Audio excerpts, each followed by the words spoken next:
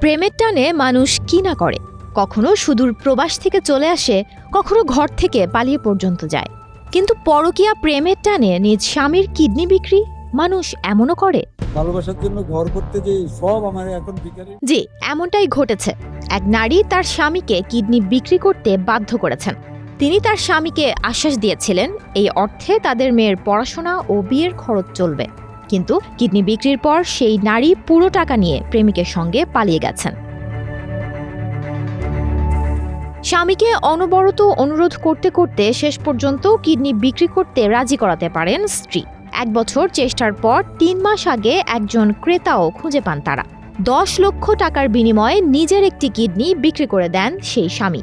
তিনি আশা করেছিলেন এতে পরিবারের দারিদ্র্য কিছুটা হলেও ঘুচবে এবং একই সাথে সহজ হবে মেয়ের বিয়ের ব্যবস্থা। কিন্তু তিনি এক মুহূর্তের জন্য বুঝতেও পারেননি তার স্ত্রীর মনে আসলে চলছিল অন্য কিছু। স্বামী যখন অর্থের জন্য নিজের কিডনি বিক্রি করেছেন, তার স্ত্রী তখন ফেসবুকে এক ব্যক্তির সঙ্গে সম্পর্কে জড়িয়ে পড়েন। সেই ব্যক্তি ছিলেন পেশায় একজন চিত্রশিল্পী। সম্পর্ক গভীর হওয়ায় কিডনি বিক্রির 10 লক্ষ টাকা নিয়ে তারা পালিয়ে যান।